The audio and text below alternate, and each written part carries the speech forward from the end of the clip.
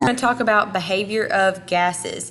So our central question for today is how are temperature, pressure, and volume and density of a closed gas related to each other if one of the variables changes? So these are a lot of different variables, and we're going to talk about an easy way to see how those variables are related. So if we think of it, what are some examples of gases in a closed system? That means something that where the gas can't escape. For one, I can think of a tire and also a balloon. All right, so the first thing we're going to do is we are going to do a CER chart, claim, evidence, reasoning. We're going to pick a specific question. I may choose, why does a balloon pop on a hot summer day? That's my question. Now, I'm going to make a claim. I'm going to say that it pops because of heat. All right? Now, on the evidence part, depending on which one you choose, you tell me why you think it might pop on a summer day. Maybe I've seen one pop, or maybe it gets larger as the temperature gets up. And then your reasoning, and you could look this up, or you could tell me why you think it is that happens. All right, so that's a quick way we're going to get started. Then what we're going to do is, if you come down here, you'll see that we have a video on how to create this popsicle stick by yourself. I'm going to do it right here where we can find an easy way to look at our different variables. So we know it says often gases are contained within containers like a bicycle, tire, or a balloon. It says the pressure depends on how often the particles strike the container wall. Remember, gas can be compressed into a smaller space if you squeeze the gas into a smaller space by decreasing the volume. It has an increased pressure. So right off the bat, we know pressure and volume have an opposite effect. We know that when the volume, when we decrease the size of the balloon, when it goes down, pressure goes up. When we increase the size of the volume, let's say we make the balloon bigger, the gas isn't hitting the walls as often, so the pressure goes down. All right? So in the bottom, it says, what happens to the pressure if you decrease the size of the container? All right, if we have our popsicle stick and we decrease the size of the container, decrease the volume, pressure goes up. Now you're going to create one of these on your own. You can do it with a strip of paper or with a popsicle stick if you have one, or a ruler.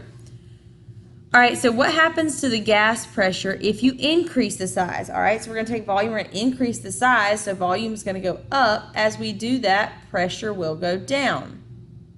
All right, so if we look at this example right here with the balloon, as we decrease the volume, as we make it smaller, just imagine you're squeezing it, the pressure goes up. So right here in this blank, when you decrease the volume, the pressure inside goes up. All right, here you see in the balloon that it's expanding, the volume's getting bigger. So if we have our popsicle stick, the volume goes up, the pressure goes down.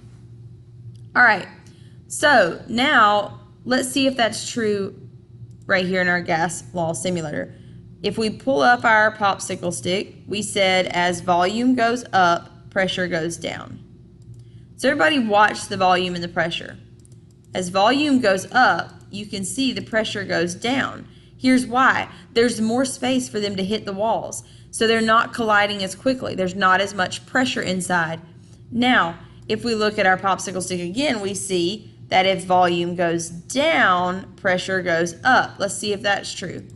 All right, so we're squeezing these gases. See the pressure going up? Pressure going up.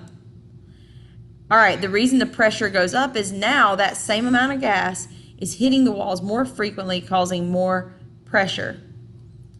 Okay, so now let's add in a third variable. Let's add in temperature. So it says, remember, heat rises. Warm air is less dense than cold air. So if enough warm air is confined, the container can rise through the surrounding space. So when gas is heated, the particles gain energy and they move faster and farther apart. So the particles are going to begin to strike the walls of the container more often and with more force. Imagine you put a flame under something, increasing the pressure. So we see that if we increase temperature, we increase pressure. So we want to put temperature right in the middle. Now, you're only going to look at two variables at a time. So if we're looking at pressure and temperature, I don't need volume. I'm going to put my finger there. So imagine a hot air balloon. When you light the fire in the hot air balloon, the temperature goes up. What does that do to pressure? See pressure going up too? So as temperature rises, pressure rises too. All right, so right here, what happens to the gas pressure if you increase temperature? It increases too. What if we decrease the temperature? Let's say you're in this hot air balloon and you turn the fire off. If we take the temperature and it's normal, okay, we start to decrease temperature, look, pressure will go down as well. That's just an easy way to use it. Now, on the back of your popsicle stick, we're going to look at density and temperature. The density of a gas, how tightly packed the particles are, how heavy they are. Okay, so if we look right here, it says density is how tightly packed the atoms are in a given volume. So we're not going to be looking at volume, we're just going to be looking at density and temperature. So it says, how is density arranged to the gas particles when the gas is cooled? Okay, so these are opposite each other, which means they're going to do opposite things. They're inversely proportional. So if it wants to know when the gas is cooled, that means temperature is going down. So I'm going to hold my finger here. If temperature goes down, density goes up. Okay, that means it's dense. As it cools off, it's going to get more dense and sink. What if we heat it up? You know warm air does what? Warm air rises. That's because when temperature goes up, the density of that gas goes down. It rises to the top. So, using this, you can answer all the questions on this page. Now, the last thing we want to look at is we want to be able to evaluate and communicate the relationship of temperature, pressure, volume, and density. Okay, so on your popsicle stick, you've got density and temperature on one side. And you flip it over and you've got pressure, temperature, and volume. Okay, remember, you can only look at two variables at a time. So if the question asks you what happens to volume if I increase pressure, I know I'm not talking about temperature. So I'm going to do, if I increase pressure, volume goes down. If I decrease pressure, volume goes up. What if I'm looking at what happens to the pressure if temperature goes up? If temperature starts going up, pressure is also going up. So what I want you to do is look at this video and it'll show you how you can at home make your own popsicle stick, because you're going to need it for a lot of the work we're going to do in just a little bit. So all in all, we want to understand how pressure and volume are related. Pressure and volume are on opposite ends of the popsicle stick. They're going to do opposite thing. As one goes up, the other will go down. And you'll see as volume goes up, pressure goes down.